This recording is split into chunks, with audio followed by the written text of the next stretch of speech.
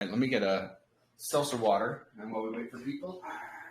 Hey, can I ask a question? Or is this too early for question period? We're still waiting for everyone to file in. No, go ahead. Okay, hopefully it's not too much of a doozy for everybody, but the protocol fee, I could not find it in the white paper. When will that be released in terms of the ratio of the ETH required for the protocol fee relative to the Pulsar mint ratio? Or did I just miss it? No, you're good. We did not include that in the white paper. However, in the chat there, somebody had asked this question. And let's see.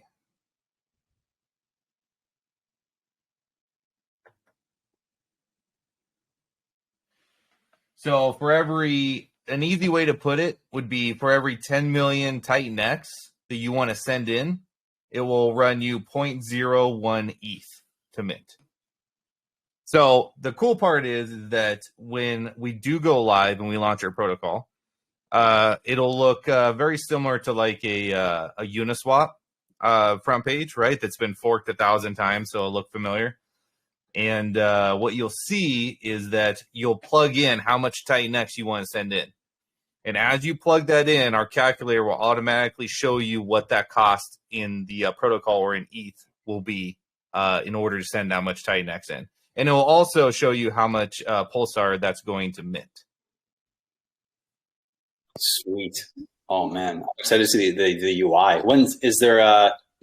I didn't actually check out, is the UI done in terms of you can see the rest of the interface, or is it just the white paper landing page at the moment? I actually didn't try and check. Yeah, so, we've got. Oh, go ahead, Larry. Yeah, no worries. My UI guy may be popping in for a little bit. So at this moment, we've got the front end, iron out the last bit of details. We're going to triple check, as we always do.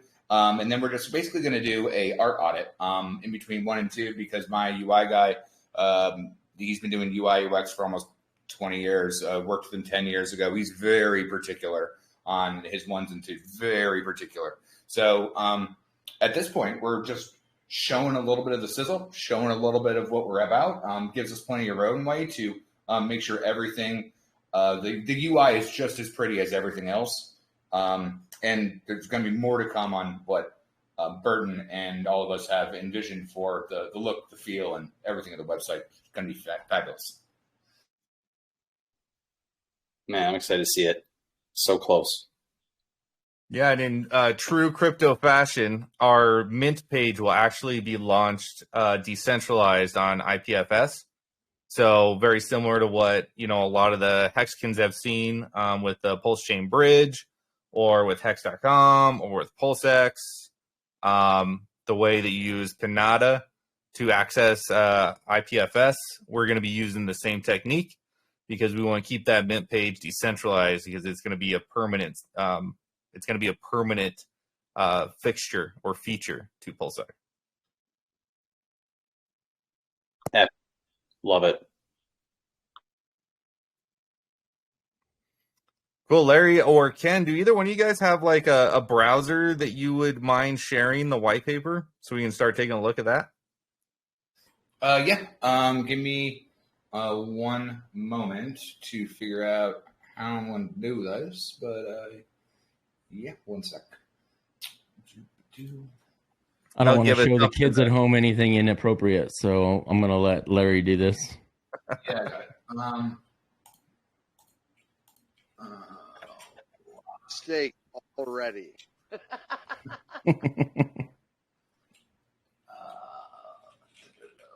You want to keep this safe for work. Of course, IE in private mode wants to crash. I'll make sure what I have doesn't have work stuff on it or other stuff on it.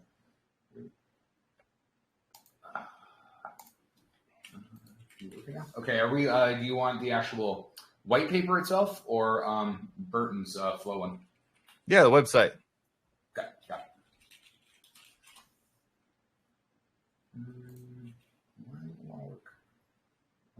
Let's try this browser.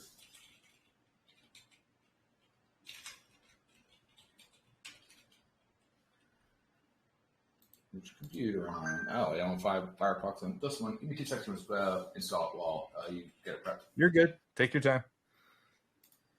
Putting me on the spot there, boss. Not a problem. Sorry. Hey, graphics, did you get a chance to read any of the white paper yet, or how much of it did you make through? I read it. I guess prior to today, and a few times to really get my head around it. But was there a specific part that you are thinking of that you wanted that I should read, or what were you thinking? I was looking for your first impressions, or maybe if you could think back to what your first impressions were the first time you made a read through. Well, my first impression was just like, fucking hell, this is thorough. Like it covers, philosophical ideas of what it's for. It covers the technical aspects, and then, it bridges the gap between layman's and technicality on many fronts, and kind of weaves between the two tiers of, thinking and comprehension, if you will. And I thought that was spectacular. So, and I think it's really clear too. It's always difficult, when you're reading quite technical information to fully piece things together. But I think the way that it's been laid out in the white paper, if you read it a second time, like the two ratios that are in there for the two different types of minting based on where the tokens are going, you could gloss over that the first time, but that catches your eye and like, wait a second, what does that mean? Even just a quick glance over that paragraph that it's sitting in near the end of the white paper is self-evident of what it's saying, after just another read. So I think it's really well written. And the one thing that impresses me the most is, just how much I've said this to you guys like before this, but I stand by it. It's like, you can really see when care, thought, and, you have a what's the word? You have a bar for yourself that below that is like, you're not happy with, and you want this to meet certain standards. Like you can see that you guys had a vision for a specific level you wanted to release this at. And I think it's cool to compare what you guys have built to, just other white papers, and not to slam anyone else for any other work, but it's just really cool to see the difference in level of playing that can happen, based on, I guess, skill and attention to detail and all that stuff. I think it's just really cool what you guys have built even on the release paper alone. And one other nuance, which is fun, is Guru even has it that if you check it from your mobile, it scales accordingly to all the rest of that. So, like I said, our people across the board are very particular on making sure that everything is one-to-one and snugged together. All right, I think I got a clean F11 version of a browser. Can everyone see that? Yeah, that's perfect. And let me just address a couple of things that the graphics brought up that I appreciate. And thanks again for the kind words. And, one of the reasons why our white paper looks the way it does is that all the white papers that we've seen and read in the past it's very monolithic, right?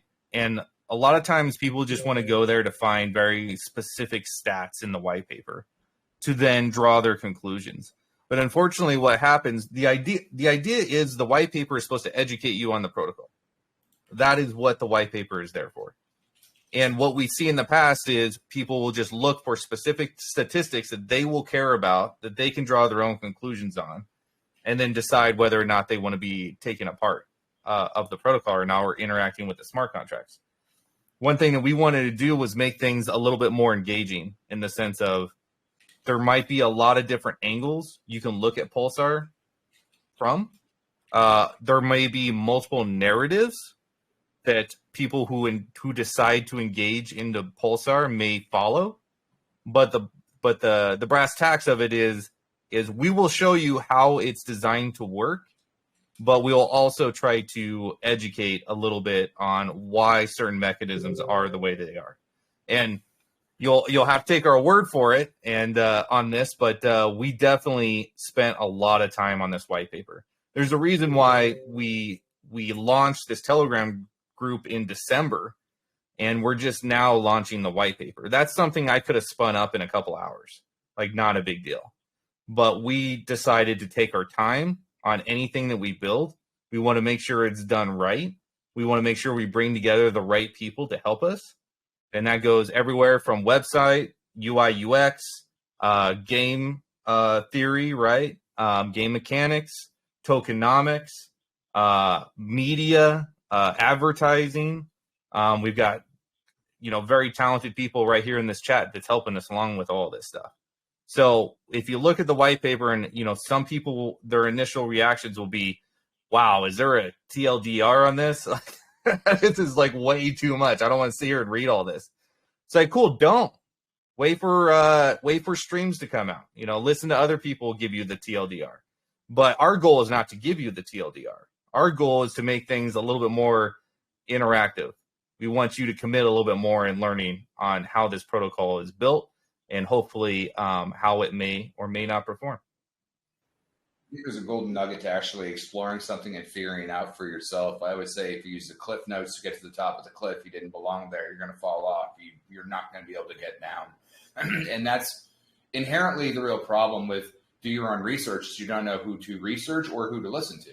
A lot of people will look for quick little snippets online that gives them the blurbs. But when you actually look under the hood and actually figure it out and you get those aha moments, they sting and stick with you a lot more. Just like truly understanding a t-shirt, truly understanding what an HSI and wrapped mechanics do, truly understanding and looking at how systems that didn't work failed, maybe not from intent, but from utility of market conditions or surroundings. And those things is where the rubber meets the road inherently as a whole. And if you want a quick lesson in something, study the past. But if you want to actually move into the future, learn it and move with it at the same time. And that includes everything that we're trying to do here across the board.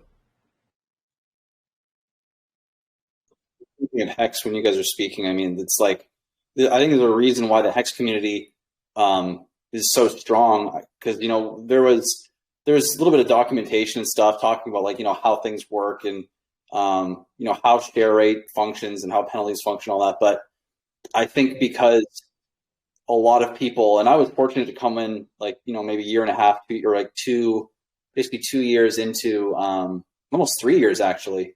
Yeah, 2.5 to 3 years in, when I got my hands on Hex, there was so many people that were diving in and figuring out everything because it wasn't obvious what was going on there and everyone had to figure things out. And I think that there's a correlation to the strength of the community and that community having to figure things out. I think, Titan X had like quite a lot of that, but I think Hex was the extreme of that, where everyone had to figure out everything, had to figure out all the systems and how things really ticked long-term, short-term, medium-term, down to like the finest of nuts and bolts, or even just like you can even say like the crank bearings, if you will, like what material the crank bearings made of. It's like that finally, there's that much discovery to be had. And I think the way you've proposed and you have written it, or you guys have written it, it's kind of that same thing. You have to read between the lines, draw your own conclusions, and that process of self-discovery is, you don't forget that kind of stuff. If you take your car to the mechanic and you say, hey, I've got a loud noise coming from the back of my vehicle, and I know it's my muffler, but it's louder than normal. Can you tell me what's going on? And they tell you what's going on, they fix it, they send you out the door.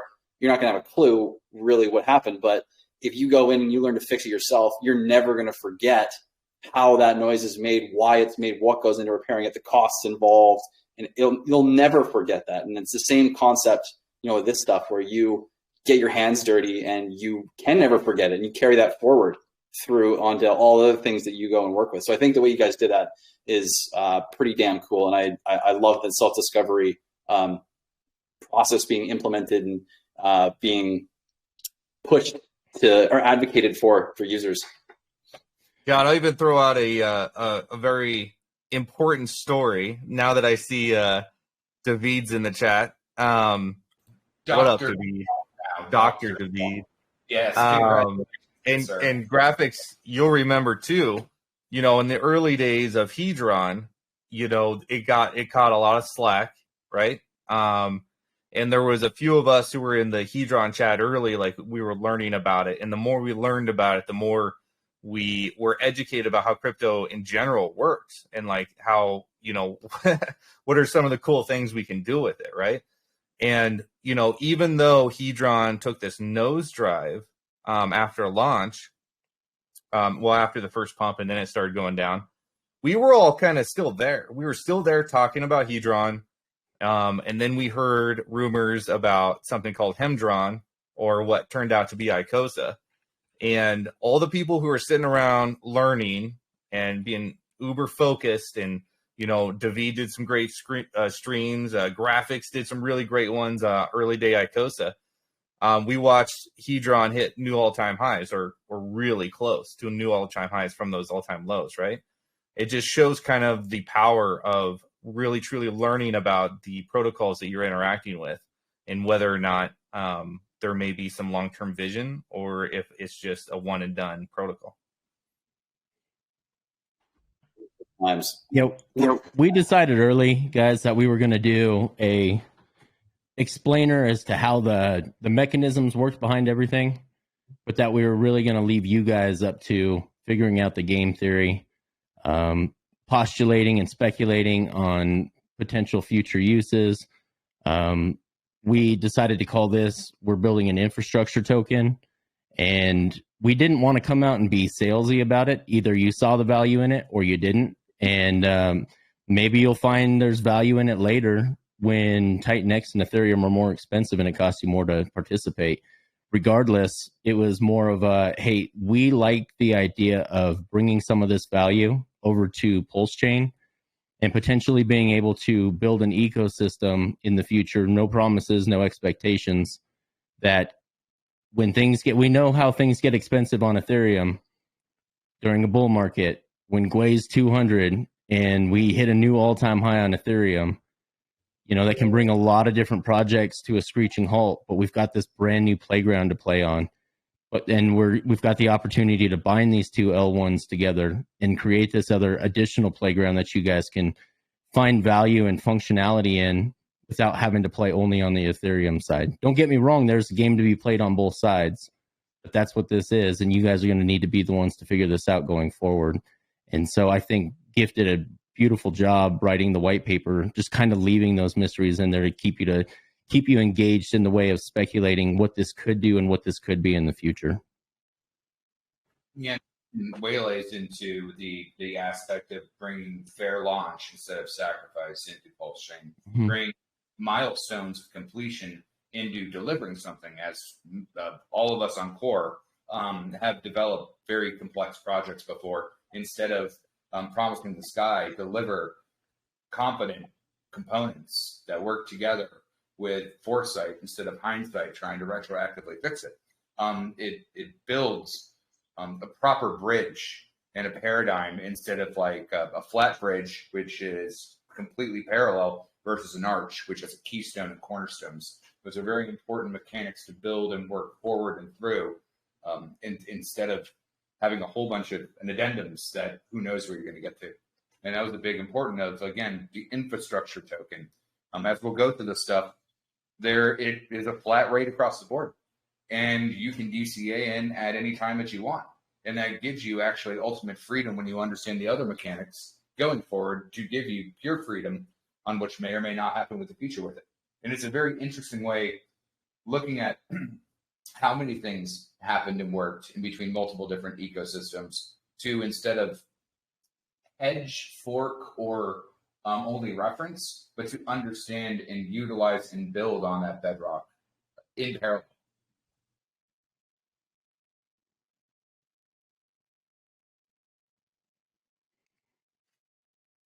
Do we have any questions from the chat? Yeah, if anybody's got any questions, now's a good time before we start moving forward. If you want to throw a question up. And if you don't feel like talking and putting your camera or voice on, you can always just drop it in the main chat. We can read it as well. Mm-hmm. If no one's got one, I've got one, but I'll wait to see if anyone else has one because I can always ask questions. Okay, fine. Oh, Dr. Sloth is scared to speak, but it looks like he's messaging right now, so we'll see what great questions he has for us here. Is this the part where I should be fudding at Giffordware? Yeah, I tried to enlist David to be my fudder early on. I was like, I just need you to come out and just fud hard. So we'll see. But yeah, this is your chance to fud, David. I want you to have at it. Well, the funny thing is how I met Gifford, Sloth, and Graphics is all on that one Icosa stream, like way back when. That's how we all got to know each other back in the day. And it was just like, gosh, people actually understand Icosa Hedron. And it was a merry night because I've been sitting here in my head drawing out graphs and all the rest of this stuff, and like nobody understands it. And then get to talk to these poor gents and glorious time. But yes, come in and FUD, Sloth. For reference, that in crypto years, that was 84 years ago, just so everyone knows. Isn't it right? What's up, gentlemen? How's it going? What's up? Good to see you, buddy. Good to see you. Congrats on the launch of the white paper. I've been also patiently waiting for this as well. I've heard a lot about it in the background, but I didn't really know what's going on. So now I can actually figure out exactly where to direct my FUD. Good. Good. Now that you're a doctor, you better FUD well. Bring the fillings when you come in. But yeah, no, I'm excited. This is the first thing that I've seen GIF build, and like you said before, we go way back into the OG Hedron days, which in crypto times is like centuries ago at this point. And so I know he's been in the background learning how to code, being very, very thorough in that process. So I'm excited to see everything he's come up with to build on Titan X. We've had a lot of conversations in the background, like me, him, and Kool-Aid. And I've never been the biggest Titan X fan myself. It was never sticky to me personally. Not to say it's not well designed or anything like that. Just my personal reading of it, it just didn't stick super well with me. But I am a fan of the GIF, and I do believe in him and his capabilities a lot. So I'm excited to dig into this and see where his has been at these past couple months. Do you want me to pin on that point? Just explain the difference of systems on how we came to where we were to why we decided to build on Titan X? Sure. How about it? Sure. So if we you have to understand your history. And speaking of, crypto and crypto years, I always keep the soundboard on my phone in case you ever need it. Got to have Carlos Matos soundboard. But if a T-share is proof of time, it actually instilled carrot and stick. It created pumpamentals as a verb. It created the self-sovereignty of your own wallet, not chasing pennies in front of freight trains. And if you want to do something, build it. That mythos, which makes you a Richard Hart idealist, comes down to understanding the component of a T-share, which is wrapped time.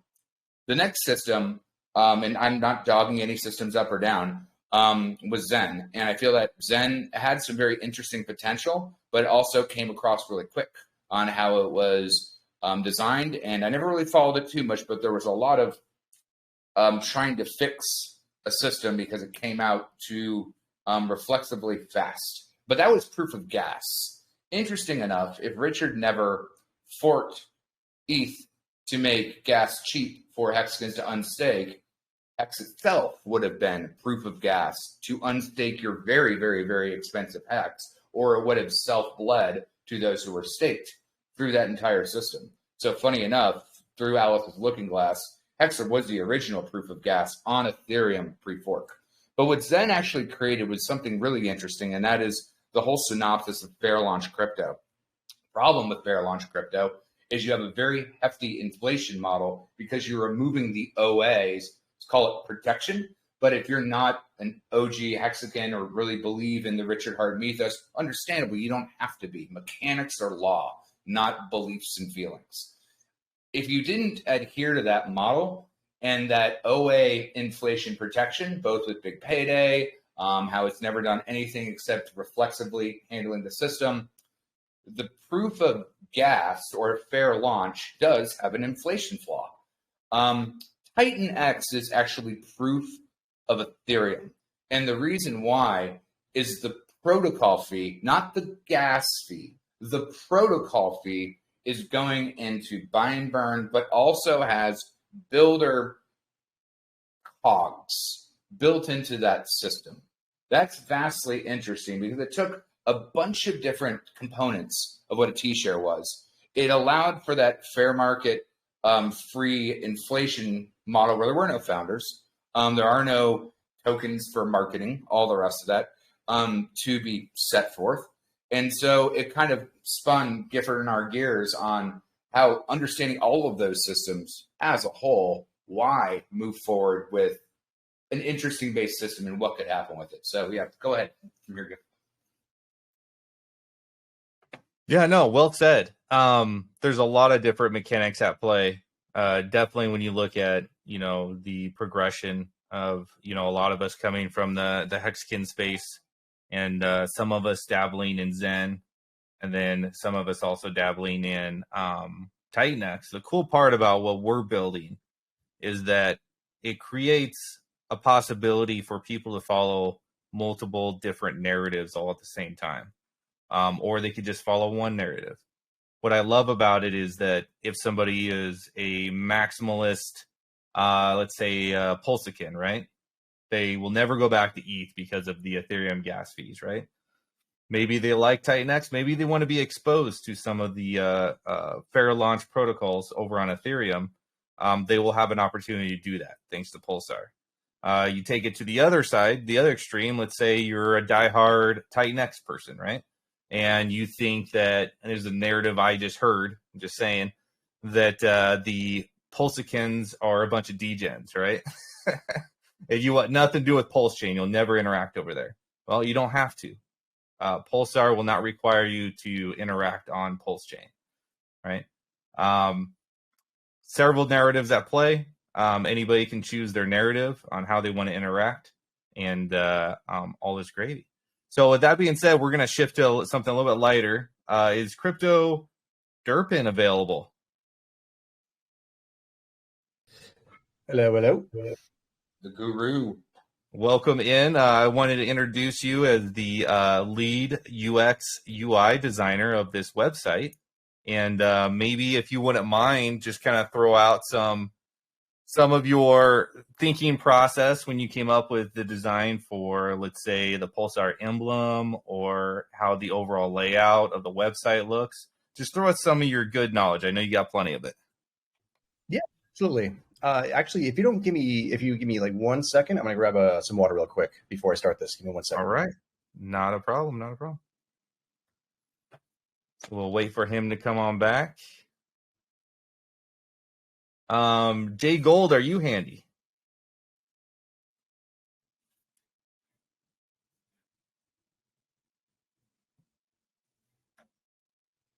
So I'm not sure if he's in here or not, but I want to give a huge shout out for his little 30-second sizzle reels that he's been throwing out. Just absolute gold. It's probably, since we didn't have a white paper out, it's probably the most positive feedback we'd had to date. Was thank you guys for keeping us engaged with these. They're super creative, and it just keeps us engaged with what's going on while we're waiting for things to release. And unfortunately, software is hard. We thought we'd be done a month ago. We really did, and so the 2 more weeks seems to hold true as a meme when it comes to being a software developer. But in the meantime, thank you, Jay Gold. You've been producing gold out there. No wonder your name's Jay Gold. So we appreciate you doing that, brother. 100%. And even art.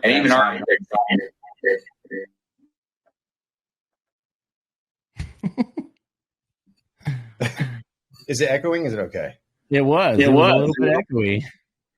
Jeez, what's going on? All right. Well, all right. So, GIF, kind of going back to what you're saying before, what was the inspiration of it all? And it was a little exploration for sure. I mean, I remember sitting down, going through, really kind of like ragging my brain here. It's like, what specifically is a pulsar? And kind of like, going from there. So I kind of built out a artboard of going through, just searching through Google and whatnot of imagery of pulsars and just kind of get an overall idea. And there's a lot of different imagery. Like ones are just straight up like a north and a south pole of like energy just shooting off into space. You have other ones that have like these like explosion rings happening from the center of it, from like this like core. So that's kind of like what we had there. And then on top of that, obviously, you have the Ethereum aspect to it as well. So if you think of the Ethereum logo, and if you kind of truncate it from the top and the bottom, and then as well as from the center, an explosion going outwards, that's kind of like the blend of all that there. And again, with the pulsar, with the north and the south of the energy, it's kind of like with the green in the logo, where you have a vanishing point, right? I didn't want the logo to kind of like stretch out forever.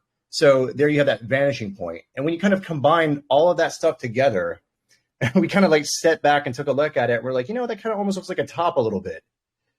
And that's what I kind of like segued into different avenues of thought, kind of going across all that, when we can kind of incorporate that on a marketing side. So there was a few sketches, and I think out of all those different sketches, we made a ton of different logos, if you guys recall. And there was just a ton of them, and this is the one that kind of came out on top from all those. So that's more or less the creation of that brand there. And then obviously adhering to the colors and whatnot of like Titan. So we have that mixture of our colors and their colors. So you have that nice intertwine of those two. So that is the method in the madness. There's many other variations in our press pack. So make sure you would snag that and attach it to all sorts of stuff that you may want to do. Hey, Larry, do you want to do the sizzle reel and talk a little bit about the way you put together that video? Yeah, sure. 1 second.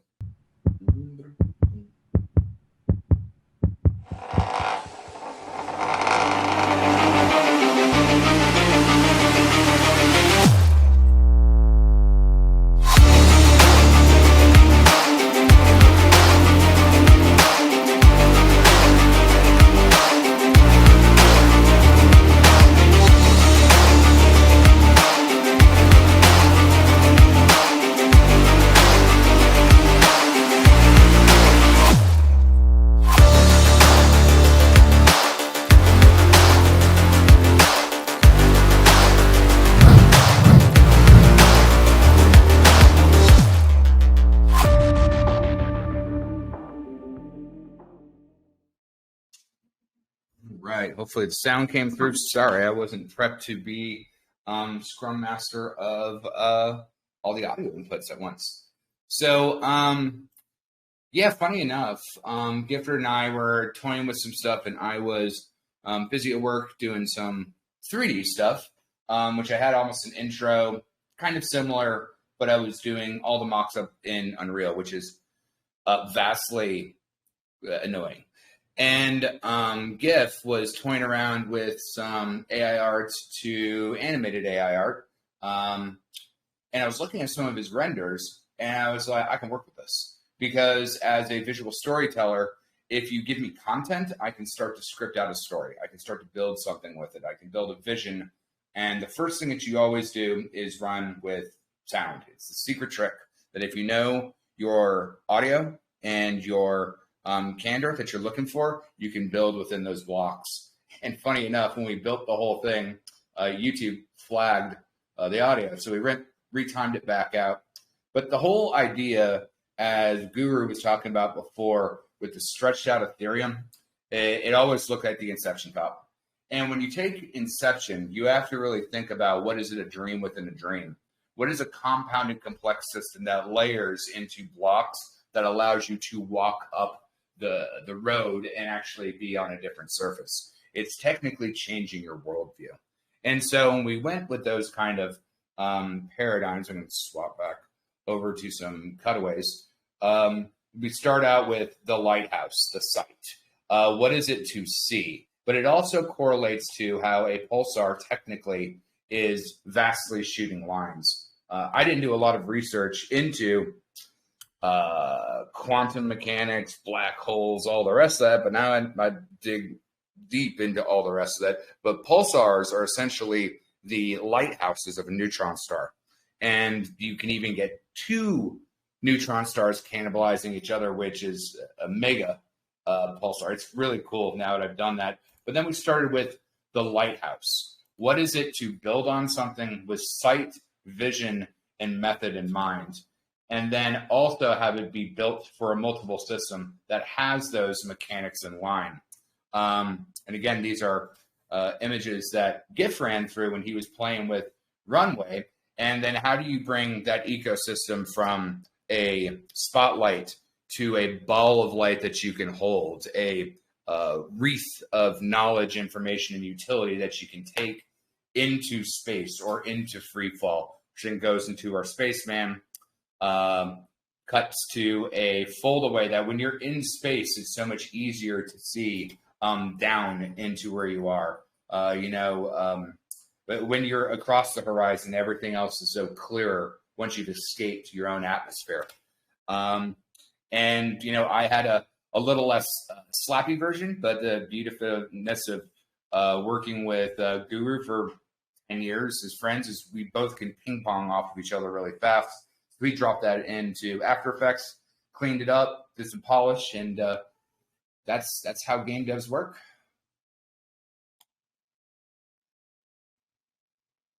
Cool. Yeah. Thanks for that. Will you let's go ahead and talk about the Pulsar pathway a little bit.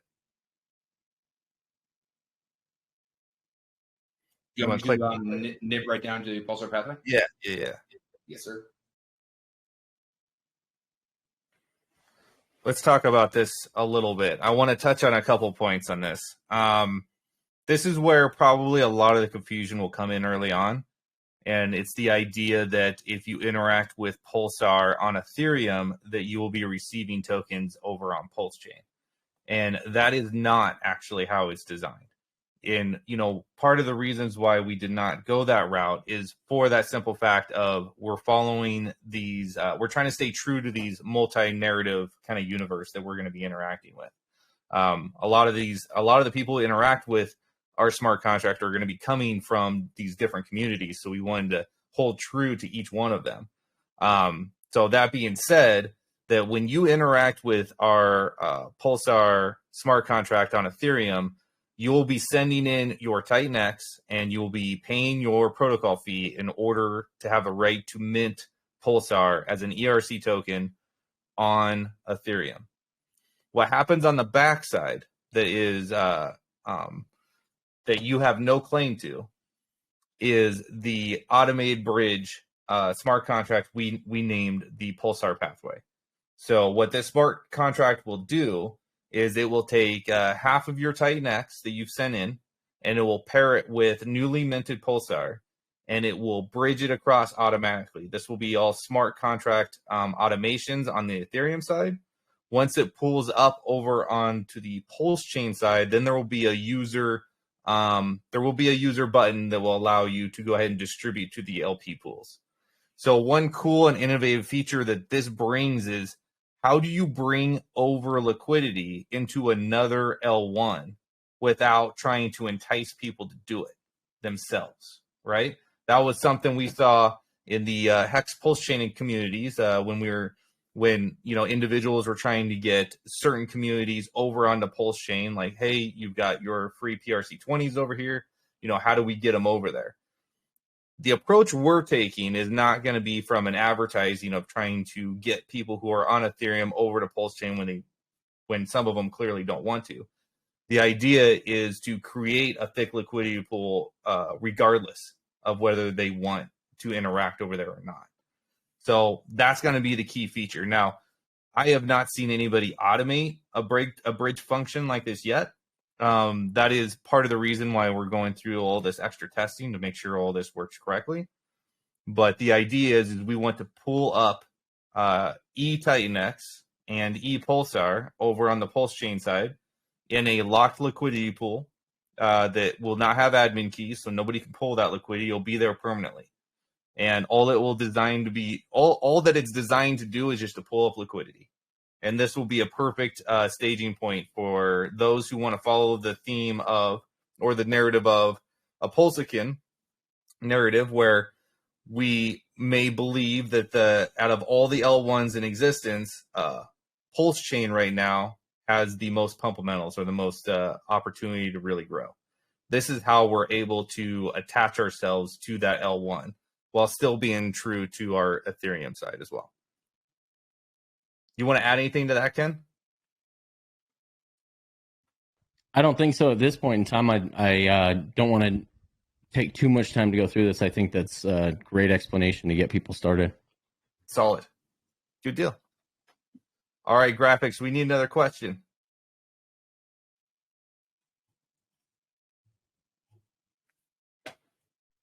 What and who and what?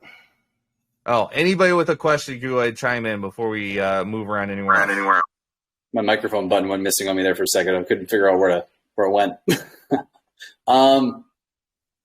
Question. If anyone has a question, please just cut me off too. But I guess one that I want to know, we've heard some stuff about liquidity and you guys possibly doing the wrapped ETH to Pulsar and Titanx to Pulsar liquidity pools. And I'd love to hear from you guys, why you chose to go that route. And from what I've gathered, it was a pretty important decision too, to make that. And I'd love to hear why you guys are doing something that, might not be fully supported in quotations by certain people, but you are standing true and strong with that decision. Yeah, it's a good question. Part of the reason why we created Pulsar was to take advantage of the gas fees over on Pulse Chain, right? Like the transaction times and the gas fees, as well as to chain us to this new layer 1. The reason why we created the liquidity pools the way we did is pretty straightforward. Our buy and burn will be purchasing, taking the wrapped ETH, and we'll be purchasing Pulsar off the market and then burning that Pulsar. But we also want to create a liquidity pool for Titanx Pulsar. So we want to bond those two tokens as well. Now, some people have suggested that we should only be creating a Titanx Pulsar pair so that our buy and burn would actually buy Titanx and then swap the Titanx for Pulsar and then burn the Pulsar. The problem with that is our entire ethos of building Pulsar stands around the idea that there is or will be a time in the near future, based on the way markets are currently looking, where the Ethereum gas fees can really start spiking. It was not that long ago, maybe 3 or 4 days ago, I personally saw the Ethereum GUI spike to 800. So simple ERC20 transactions, or let's say a swap fee. A swap fee on standard gas fees that we're looking at right now, you're looking at around $30. When it spikes up the way it does, it can go up to around 300, even more. It can go even higher than that. And one thing we've seen in Ethereum on every bull cycle we've seen since 2015 going forward is that each bull cycle demands more and more gas, which the blocks expand to adapt with the constraints of the market, and it kind of gets out of control. The reason why we're not going to jump from one token to the other before we do the burn is, number one, we're not convinced it actually does anything special. Number two, it will put unnecessary gas fees on our protocol. And those gas fees do not go to anybody but the validators, right? It is wasted protocol fees in our ecosystem, or wasted gas fees in our ecosystem. Hopefully that answers your question. How do you feel about that? Yeah, no, I thought it was a great explanation. It's very simple to understand that too, from the way you just unpacked it, really. So thanks for that. That was great. I think one other tenement that's really huge in Gifford's mindset is a zero leaky boat type problem.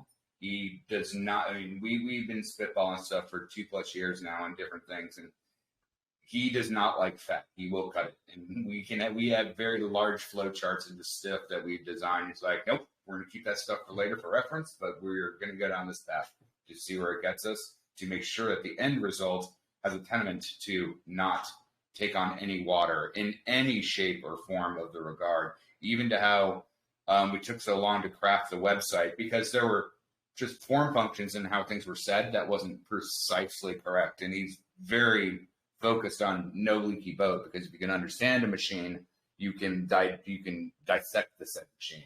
So a bidirectional way of what we were talking about gives you a leaky boat problem, because as you're binded in one direction, you're also bound in the other. And this particular method allows Pulsar to stand on its own 2 feet in any storm in regard.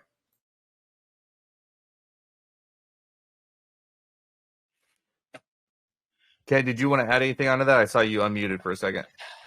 Yeah. God bless all of those protocols out there that want to 100% bind their protocol to Titan X. But yes, you may get the pumps with Titan X, but you have to remember, guys, that you actually get it both ways. So when a huge mass inflation event happens with Titan X and it dumps to 75% lower than it was a month ago, then you have to suffer that as a coin that's bonded only through that liquidity pool. We didn't see the reason to make it less gas efficient to jump through multiple pools to exit into Ethereum if you wanted to do so. We want you to have, as the user, the ability, and it, quite honestly, you have the right to do whatever you want with your tokens. And so we wanted to make it less gas cost to do so, as well as have a way to not even sell down Titan X in order to do so. So we had met with several people, and one person in particular felt very strong about that. We tried to explain that I don't think you understand markets go both ways, and so we decided to stick to our guns. And I think this is ultimately going to be a better solution for both tokens long term. And on top of that, if you're familiar with the icosahedron system and how all the rest of those works, it sets a ceiling. And so what we're doing is we're looking to set a ceiling into the architecture of how the system works, instead of blindly, again, just make something attached to rubber stamp onto something that's attached to it. We want to set a cornerstone and an anchor into an ecosystem that has many different onions to come if you look under the hood. Going back to that leaky boat real quick, I just wanted to discuss that we won't have hyperinflation in our ecosystem. And the reason we won't have hyperinflation is because there is a cost associated, a very sizable ETH fee for protocol fee, as well as the Titan X that you're going to be burning and putting into liquidity pools using this protocol. I had a point I was going to, but then my mind decided to go somewhere else. But with the leaky boat, we've got token creation versus inflation. So this token is going to be significantly less available on the market than what Titan X is, because there's no way to create a 280-day massive inflation miner. And we did that on purpose. Yeah, exactly. Kinetics, and that's the whole thing, is we don't have inflation at all. We only have creation. And within that creation, we have permeable tokenomics, which we can get to. So at that lever and metric, not only do we have no leaky boat, we have zero inflation. If you are creating something, if you go back to those nuggets I was giving you about proof of ETH or proof of the protocol fee, you can theoretically use that with any kind of metric model. If you look at Luxas or Rappy and Berkshire Hathaway 30 years ago, understanding of what's your protocol fee and what it does for you and how to utilize that correctly is a vastly interesting story to unravel. Like we were talking about earlier, the understanding of stories in your history. But speaking of permeable, do you want to maybe jump over to that? Because I know that's technically one of Gift's favorite things. Yeah, for sure. I'd love to talk about permeable. This you is see how his this eyes is what all gets get me excited. all like lit up. Anytime you see Gift's eyes light up, he's ready to go. This is trademarked and copyrighted by GIF too. So all the credit goes to GIF on termable tokenomics. Oh, thank you. So with permeable, this is something I pinged around several people that are even currently in this chat. We'd be talking about the buy and burn and graphics, even specifically early on when he was doing videos about Pulse X, talking about, what the buy and burn could potentially do down the road.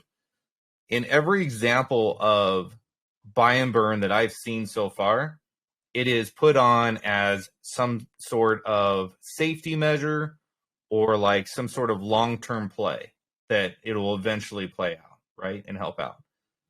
why not make it the focus point? That's what I kept asking myself. Like, why not make it the focus point? What's the difference between buy and burn and permeable? Well, the main difference is the only way that this token can come into existence is by paying an Ethereum protocol fee, which is then turned around to use to buy that same token that you just minted and burns it forever. So it creates a permanent bullish sentiment on the token. So what's happening on the back end is that there is this economic energy that is being translated from the minting of the token to the burning of the token. And it's going to create this kind of dynamic supply ratio, right, between the two.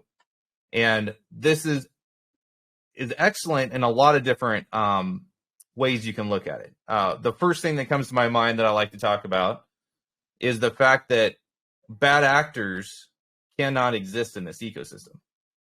The reason why is because if a bad actor decided to get into this protocol just to dump the token, like we may see in other protocols, they're creating a perma-bull sentiment right from the start. They're committing a certain amount of Ethereum to permanently buy and burn our token. So anybody who decides to mint and then dump will always be dumping at a loss. Unless, of course, you're playing with the arbitrage ceiling. And we can get into that in a minute if you guys want. But any questions on the perma-bull tokenomic, or is there any part that I missed, Kool-Aid? No, I think we're good. And then James from Baby Dragon just popped into the voice chat. Awesome guy. Been chatting with him behind the scenes for a while. And yeah, this is Gifford, my crazy partner in crime, or the other side of my brain, or how I've been introducing him to people in my closer circle. Speaks Larry fluently and can explain it simply.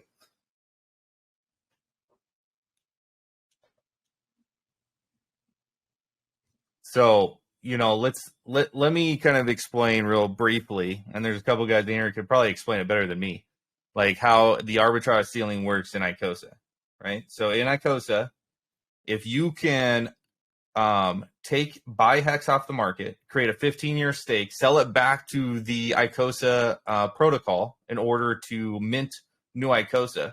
If you can do that, and in the process you make the ICOSA you minted, it's more valuable than the Hex you put in, then you've created this arbitrage scenario where you can then sell that ICOSA for more Hex, stake that out 15 years, and rinse and repeat, right? Until it drives the price of ICOSA back down to the ceiling price. That's why, graphics, David and I, we used to talk a lot about the ICOSA ceiling price early on, and we'd specifically talk about the ratio of Hex to ICOSA. So what sets us apart from something like the ICOSA ceiling is that we don't have a leaky ship. Our token is not self-inflating. That has always been the problem early on with a lot of protocols. I'm not saying that is the problem with ICOSA. I'm actually very bullish on ICOSA currently because there's no more bootstrapped inflation. So now, the inflation model is basically going away. So I'm very bullish on that. But while people could stake and earn ICOSA willy-nilly, they would then dump it, and that's just downward pressure, right? When the auctions came out and people could arbitrage and they could buy up an HSI for way cheaper than the actual value price and then easily arbitrage the price even lower. That was an issue too, right? With Pulsar, those externalities do not exist. They do not exist. There's no way you can get Pulsar for free. There's no token you can stake. There's no founder. Not one of us is going to pre-mint tokens for ourselves. The only pre-mint that we create is going to be strictly for the liquidity pool that will then be renounced and nobody can have hands on and nobody can revoke. Right? So then going forward, we do not have a self-inflating token. So people are going to want to say, oh yeah, Pulsar is an inflation token, right? And they're going to try to pigeonhole us into one scenario, right? But we are far from that. It is very expensive to mint Pulsar, and that's part of the appeal. And it creates the perma-bull tokenomic that I love personally so much. And there's going to be a lot we can do with this programmable tokenomic going forward.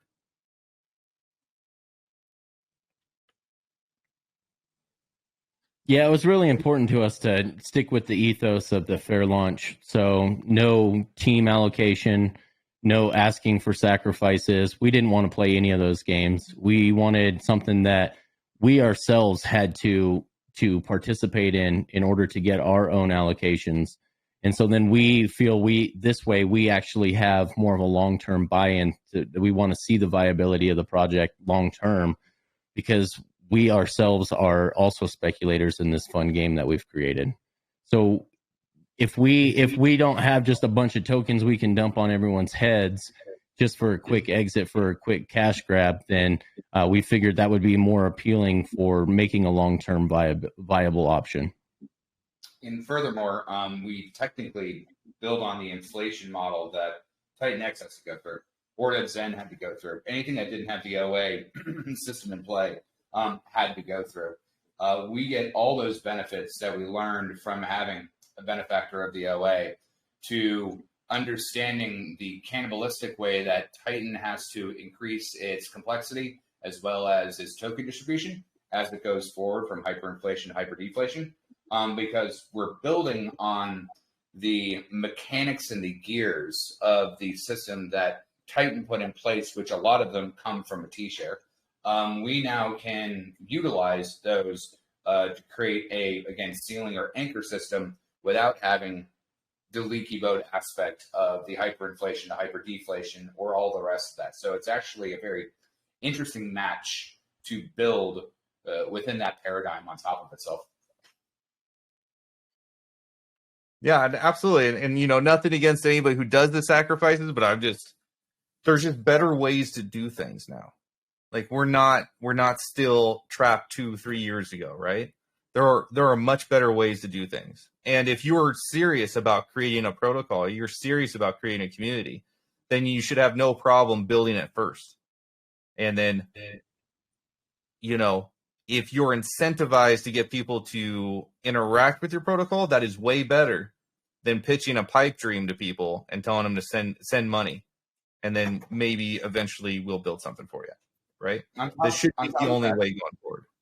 Yeah, no, I completely agree. And on top of that, Eric from Dragon X actually had a really great quote. He said that, yeah, there's a developer genesis fee and all the rest of that, but with this particular model, you're paid to perform. And because, especially with our system, you can DCA, and at any time, the whole system is concurrent on paying to perform, and that actually gives you a much better glean onto how the system works, especially from our end with both Gifford and I being architects and designers for, I think both of us were at like 35 years between both of us. We're looking at how do we apply the symmetries of design together in a model that incentivizes people to be rewarded both with token appreciation and value, utility, and follow through, but also with a system that brings everything else with it to that same stair-stepped metric.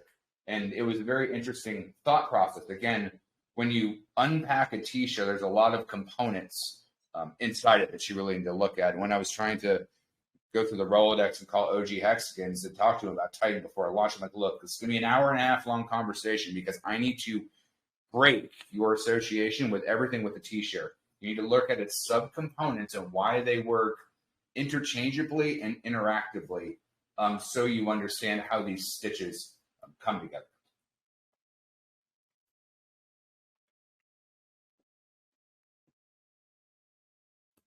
James, you want to come up? Come on in, fellow Titan founder. Hey, thanks. Yeah, thanks for that. Appreciate it. Yeah, so I'm out here in Singapore. It is hot weather where it's not rainy season anymore, but it still rains, like 30 minutes a day. Interesting stuff. Yeah, so I've been following Pulsar since I first saw it. First of all, I kind of like the name. It's just a cool name. And Kool-Aid and I have had some really good chats, shared some just interesting discussions. And I'm really keen to find out what Pulsar is going to be all about. I didn't join this call early. I hope you're recording it. I'm going to listen to the part that I didn't before. So yeah, great to be a fellow founder here. I think the best founders work together.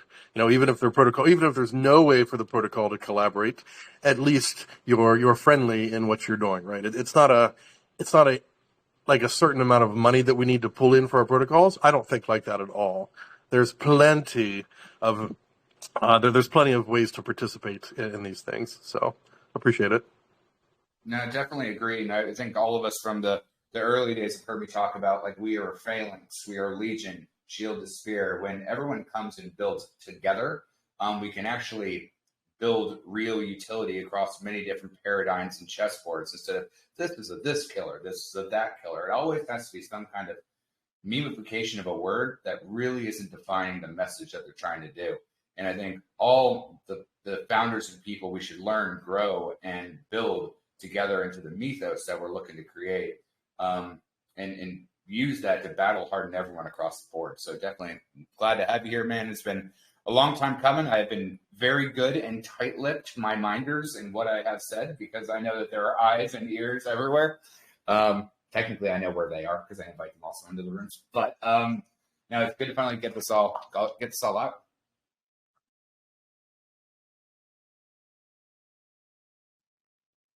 Yeah, thanks for joining us, James. We have the same ideals. Just to piggyback on Kool-Aid here, we've talked with Eric from Dragon X.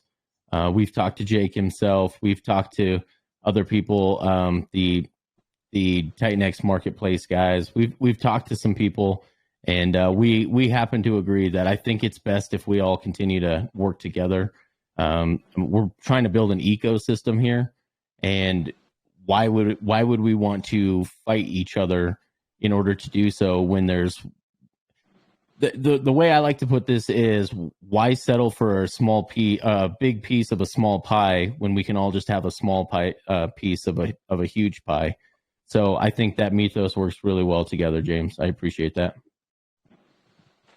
Yeah, sure thing. Yeah, I wanted people to see my face. Like, not everybody see my face. Not that it's that great still early over here.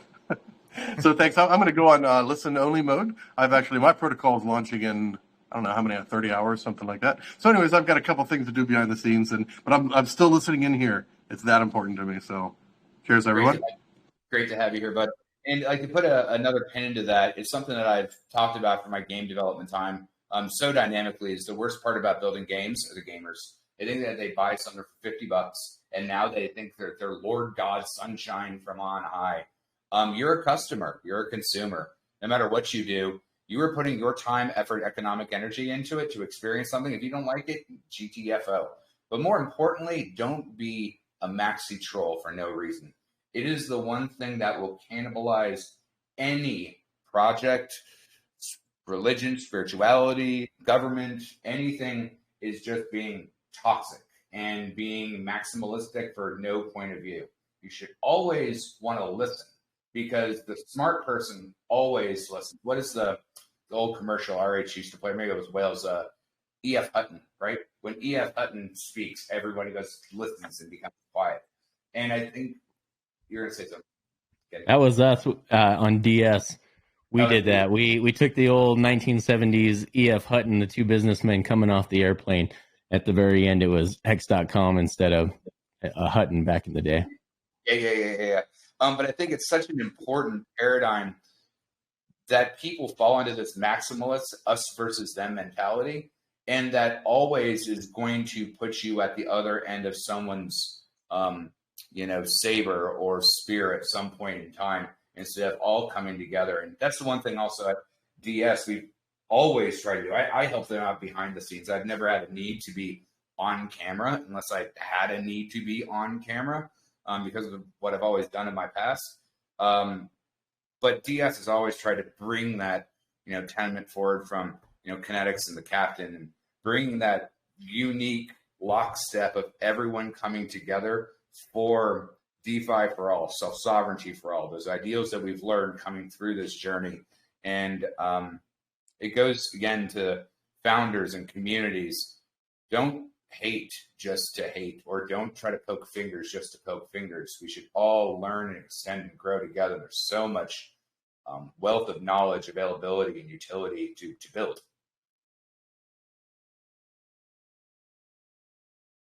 Yeah, for sure. I think the one thing I am completely down to compete in is, who can burn the most tight necks. I think that will be sweet. I think it'll be cool metrics to follow is how much tight necks we can burn, as well as how much we can lock up in liquidity, right? So those two things, and another aspect you can look at it from, if you are here because of tight necks, if you're here interested in Pulsar because of tight necks, is there's a whole community over on Pulse Chain that may or may not want to interact with tight necks because it's on Ethereum. And so this is another layer where we could get more interaction, more eyeballs on tight necks. So it's not just about burning; it's about bringing in more communities into a single kind of ethos. Which, like I said, there's going to be multiple different ethoses with Pulsar, and really you just got to find the one that sits well with you, that fits your motivation. And one of the words that we are also kind of flocking towards is the SCI, or the smart contract interaction. So you're gonna hear us use that terminology quite a bit, because it's very important in the day and age that we live in, that we're not suggesting people invest money or do anything other than, when we talk about our protocol, we're talking about what happens when you interact with our smart contract. But yeah, let's compete on how much tight necks we can burn. I think that's a great competition. Oh yeah, and that was gamification, right? And that's basically the first status of leaderboards, right? And leaderboards create a ceiling and a floor that you have to contend with. It's used throughout storytelling, or even Hunger Games. Why the first three districts have the people that specifically train for the Hunger Games. The leaderboard puts you in a cross of the hero's journey on how you get in where you fit in, and where you fit in is where you started. It doesn't have to be anything more or anything less. Let's see, who else do we got? Marco, you should come up. Mr. Hat himself, or I'm going to summon Agent Orange if I have to. I'm still in here.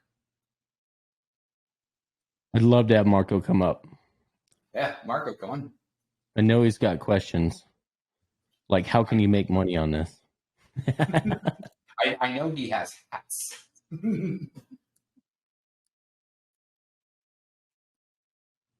If we don't have Marco come in, I thought you unmute for a second, Rags.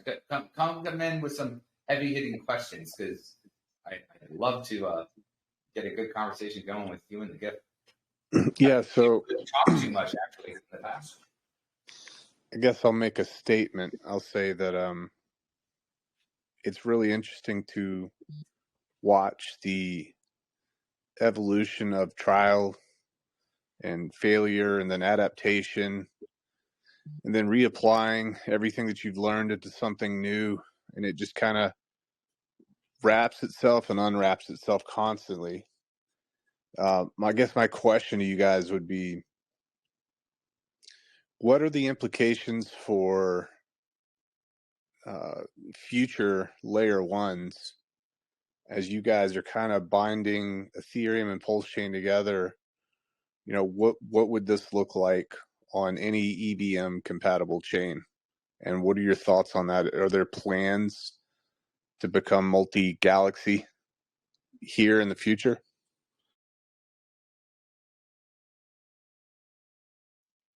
Gif, I'd like you to take this one. Okay. So the Pulse Chain that we're interacting with, the Pulse Chain bridge, is just a fork of the Omni bridge, right? This is tried and tested code that's been out there. It's good for all EVMs. So if there was ever a need in the future to bind ourselves to another chain, we would be kind of the first ones at the front of the line, ready to do it, because we would already know how to do it. That's one of the innovations that we're putting together with the Pulsar pathway, is the automation of supplying another chain with liquidity without needing some whale to put up their money. Yeah, I think it's super interesting that all you need is a liquidity pool, a website, for marketing on a different chain. And then you could have just some sort of arbitrage going across that pathway. And then you can actually thicken liquidity across multiple chains, and then also potentially have a way to point economic energy back to kind of the mothership. I guess that's one way to put it. So I don't think we've talked about this. I've talked to you guys about this a little bit, and these guys are very tight-lipped about this, guys. So there is no inside information, I promise. But I've been racking my brain and thinking about this all day, and it's so neat to see this first iteration. And I hope people see how cool this is, because it is a step in a different direction than anybody's gone that I've seen. So I'm excited to see what you guys kind of do in the future, and I'm excited to see what the community comes up with too, because there's a lot of smart folks here. 100%. We hope to also spawn a new evolution, so to speak, of ways that can be done, and we hope that this brings upon a brainstorming of sorts that people can say, hey, I really like what this did, and I like what this can do for DeFi, and be able to find their own iterations of it going forward. In fact, we invite it because we continue to learn as others continue to build off of what we've built, because that's what we've done. Is we've seen all these different experiments over the last 2-3 years, and really just thought, how can we build a stronger currency out of it that doesn't have a leaky boat, that can use so many of these good ideas that have come out and maybe roll some of them together. And then, we've seen a lot of things that we thought were going to be good ideas just absolutely fail. And it was nice to be able to see that experiment so that we could take that and evaluate it for ourselves. So yeah, we welcome it. We hope this, spawns some of you guys out there that want to build something in the future to come up with something that it's some kind of iteration or piece of what we built and take it to the next level. Yeah, and the next frontier, I think, in cryptocurrency at large, is putting focus on decreasing friction between chains, cross-chain liquidity, and the fact that you guys are kind of getting into that, that's really cool. I think that there's also some ways to make things more efficient as AI gets involved with all this too. So it'll just be really sweet to see how all this evolves. So good job, guys. Awesome. Thank you. Thank you for the kind words. That was a great question. Absolutely. And, just from a developer point of view, I just want to point out that the automation of the Pulsar pathway has been one of the more challenging things that we've been working through, and it's actually incredibly challenging to test. A lot of the other stuff, creating a buy and burn, easy. Minting tokens, easy. Creating the calculations up front, easy. Spinning up a liquidity pool all on contract, right? That's all automated and deploying LP into it. Not that hard, a little bit harder. But the automation is the only reason why it's taken us. And I mean, come on, we started putting this together 3 months ago. And we're in the phase right now where we're testing deployments. So I wouldn't say that it's taken us a long time. But once we do get this off the ground, any future things that we decide to build or any opportunities we see, not only will it tie back to Pulsar in this fair launch ethos, but it's also something we could rapidly deploy. So I'm just putting that out there that, we've put together a very competent team of devs, and we're ready to build. And if any of you guys have any great ideas out there you guys would like to see become a reality, we can help with that too. So we have a whole division, a whole arm that is capable of being able to do that as well. So if you guys want to see something come together, you got some great ideas, we can help you not only refine those tokenomics, but we can help you get that deployed and get you audits and everything else. The only thing I will say to that is, if you want to build, your costs are going to exceed your expectations, almost guaranteed. So keep that in mind if that's the case. let's put a pin in that. Like we come for what we've done, self-funded and all the rest of that, with bringing in some incredible talent, heavy hitting marketing, branding, strategy, throughput, everything pinpoint correct, to the point that we'll delay till it's done. And we have between our core very, very picky points across the board.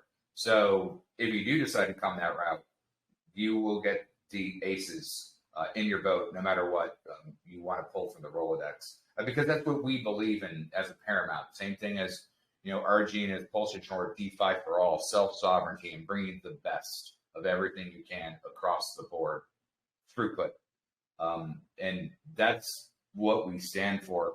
Not just no leaky boat, but the best across the cut cloth.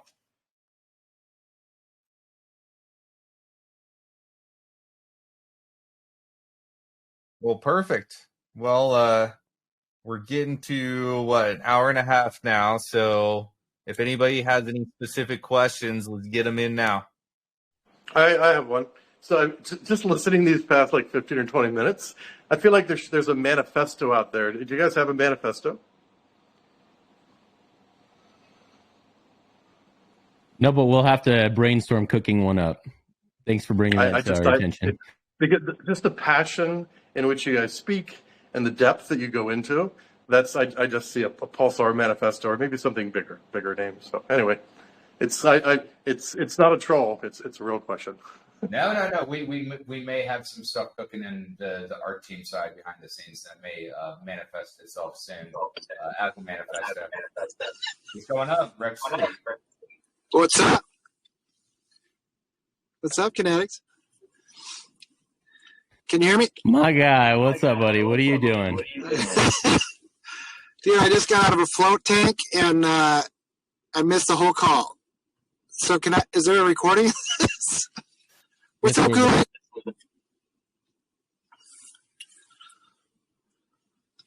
Say yes. What's up? Everybody. Can you guys hear me? Yeah, you're in the car right now. Looks like so. But yeah, you're good. So, happy getting off of work. No, I just got out of a float tank.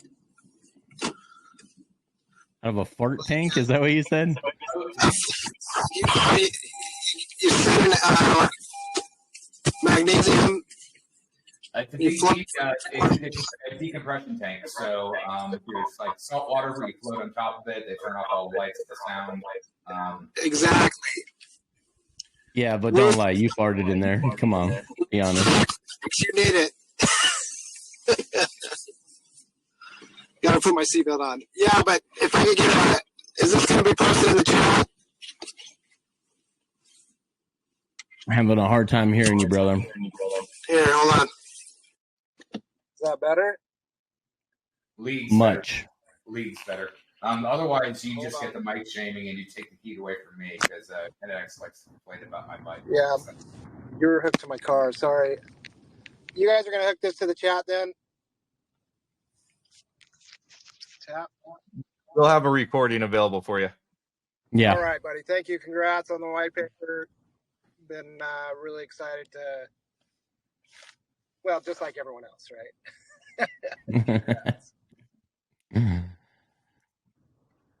Right on, guys. I didn't want to jump in on the call right at the end, but I did anyway. I'll see you guys around. Thanks, brother. Appreciate you dropping in. Yes, sir.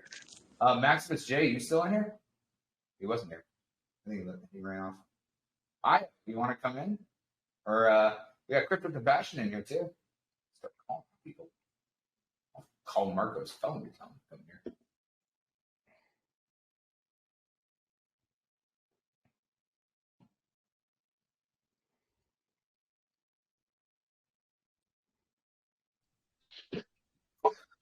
Hey, congratulations, everyone. Just going to fly on the wall.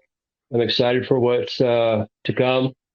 I think the big emphasis that I also heard was there's going to be a lot of eyeballs directed towards Pulse Chain, and that's great for many of us that are in the Pulse Chain ecosystem that have vested interest, and it's success. So I'm excited for that.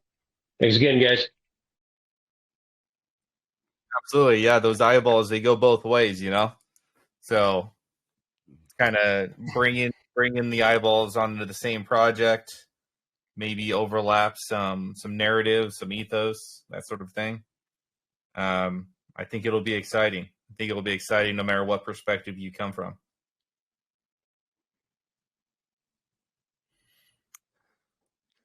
Well, Yeah, should I we love call? the idea.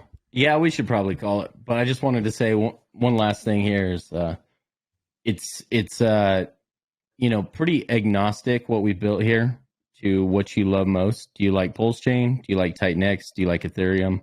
Well, you have the opportunity to participate in all three. So just to piggyback off of what Gift said here earlier. So yeah, you guys find what you like in it. If you don't, we love the fudders as much as we do the people that love us.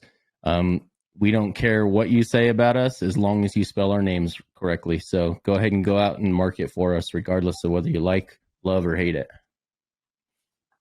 And Gifford actually loves the trolls. In fact, he told me not to do anything about it. I mean, for me, just don't be crassly rude for no reason. That just kind of sets me off. But if you actually bring an intelligent conversation, the best way to handle that is have intelligent conversation. Just talked to Marco. He's going to try to hop in. The kids just got to Disney World for the first time, so we're trying to put them down. But we'd love to get him in here. Otherwise, he'll be on the next snippet. But he's listening in the side here. All the love, Marco.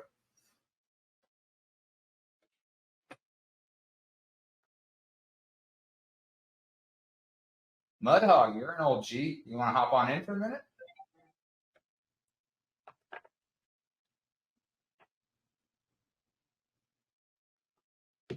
Alrighty, well, we're going to call it for tonight, Lair. And that way we can save some more good stuff for the next call. This will, I'm sure, will stir up a lot of questions, a lot of excellent fudders. That just creates more opportunity for us all to get together and talk about everything that is going on. And we'll be doing some more updates on how our deployment is looking, testing, that sort of a thing. And, hey, man, a lot of exciting stuff coming. Yep. And basically, at the end of the day, just come and engage with us. We love to enjoy good conversation. Always have, always will. And that's a big paramount of what brought us all together in the very beginning. It's good conversation. Think about how do we better that infrastructure, not just utility, to build a better pathway for everyone. So, yeah, excited to have everyone here for the journey.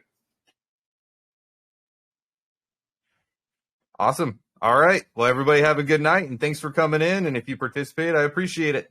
All right, everybody take care.